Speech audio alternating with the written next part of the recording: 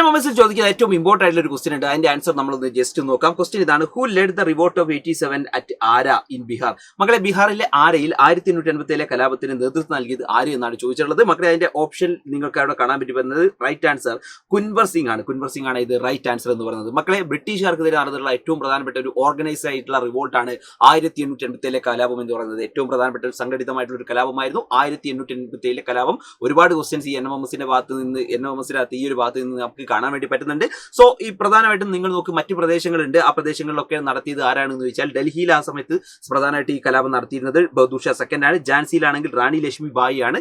അതേപോലെ തന്നെ ലക്നൌവിലാണെങ്കിൽ ബീഗം ഹസ്രത്മാലാണ്. കാൺപൂരിൽ നാനാ സാഹിബും താന്തിയ തോപ്പിയുമാണ്. അതേപോലെ തന്നെ ഫൈസാബാദിൽ ആരാണ്? മൗലവി അഹമ്മദുള്ളയാണ്. ഇങ്ങനെ പ്രധാനമായിട്ട് നിങ്ങൾക്ക് അവിടെ കാണാൻ വേണ്ടി പറ്റുന്നുണ്ട്. മക്കളെ, ഇതൊക്കെ പഠിക്കാൻ വേണ്ടി സിമ്പിൾ ആയിട്ടുള്ള ഒരു പാട്ട് എന്ത് ചെയ്യുന്നുണ്ട്? ആ പാട്ട് എന്താ പറയുക? ഡൽഹി ബഹദൂർ ഝാൻസി റാണി എന്ന് പറഞ്ഞിട്ട് ആ പാട്ട് എന്ത് ചെയ്യുന്നുണ്ട്? നമ്മൾ ഇതുപോലെ തന്നെ സെറ്റ് ചെയ്തിട്ടുണ്ട്.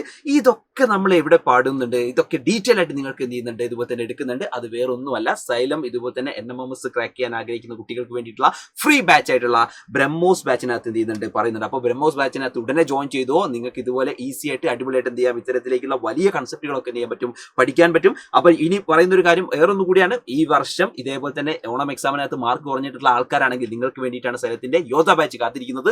സോ യോധ ബാച്ചിനകത്ത് ജോയിൻ ചെയ്ത് കഴിഞ്ഞാൽ അടിപൊളിയായിട്ട് ഉഷാറായിട്ട് എന്ത് ചെയ്യാൻ പഠിക്കാം. സോ പെട്ടെന്ന് തന്നെ എല്ലാ ആൾക്കാരും യോധ ബാച്ച് ഇതുപോലെ തന്നെ ജോയിൻ ചെയ്യുമെന്ന് വിചാരിക്കുന്നു. അതുപോലെ തന്നെ ബ്രഹ്മോസ് ബാച്ച് മാക്സിമം എന്ത് ചെയ്യുക? ഉപയോഗപ്പെടുത്തുക. So all the best everyone, all the best.